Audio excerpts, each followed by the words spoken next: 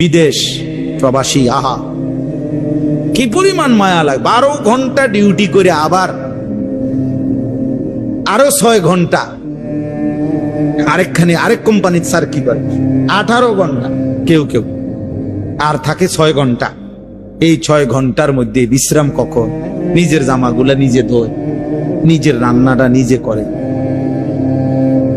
প্রবাসীগুলো বিদেশে থাকে যে, আমি তো সৌদি আরবে অনেক দূর দূর ছেলেদের কাছে গেছি, ওরা দম করে খুব মহব্বত করে।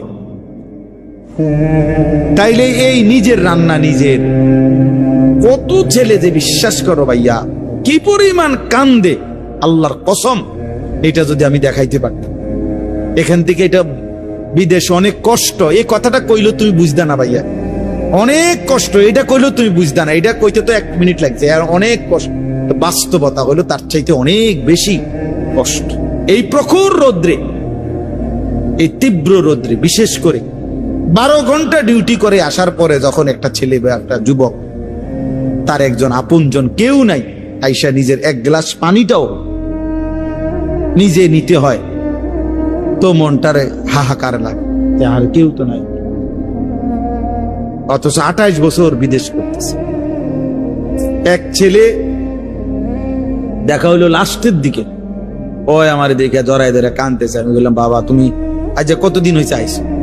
কয় যে হুজুর 3 বছর। এই শেষ আমার যে ছেলেটা খেজুর আইনা দিছে মদিনায়, ও ছেলেটা আপনার বলতেছে যে আজ 3 বছর হয়েছে বাড়ি থেকে আসছি, একবারও যাই নাই। আমি যাইবা কখন? কয় হুজুর একটা আইডিয়া করছি যে ঋণ গুলো করছি, আরো 3 বছর যদি বিদেশ করি তাহলে ঋণ গুলো শেষ হইল, তো আশা আছে হুজুর এরপরে যাবো। এই কদ্দুর অল্প বয়সী ছেলে ভাইয়া। এই জন্য সে যাইয়া হয়তো অনেক দুঃখের কথা বলে না বাড়িতে, যে মা কানবো, বাপে কানবে, বা বউ বাচ্চারা কানবো। এই জন্য অনেকে অনেক নিজের দুঃখের কথা বলে না, কষ্টের কথা নিজেই হজম করে পড়ে থাকে। কিন্তু তীব্র কষ্ট কইরা বুকটা মাটিত লাইগা যায়, এরপরে 2টা টাকা জমাইয়া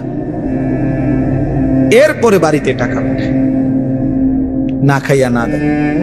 এই কখনো একটা দোকান থেকে একটা বার্গার, কখনো একটা 1 টুকরা মুরগি, একটা কিছু খাইয়া শুইয়ালায়। ক্লান্তিতে আর ভাল লাগে না যে কিটা রাখবো, শরীর আর কুলাইতেছে না, এতক্ষণ ডিউটি করে আইসে। আমি যেমন এই সারাদিন বয়ান করে রাত্রে 3টা 3:30টায় বাসায় যাই, ফজরের নামাজের পরে আমারে যদি কেউ একটা এই টিস্যু বক্সটা যদি এনতিকে ওনে নিয়ে যেতে হয়, আমার মাথা আসমান ভাঙ যাবে। আমার আর কিচ্ছু শরীরে কুলায় না তখন। আর কথার কথা, তাহলে আমি আমার অভিজ্ঞতা থেকে বললাম। তো ওই ছেলেটাও তো এরকম 12টা ঘন্টা ডিউটি করে আইসা সে যখন তার রুমে আসে, তার শরীরে আর 1 বিন্দু এনার্জি থাকে না।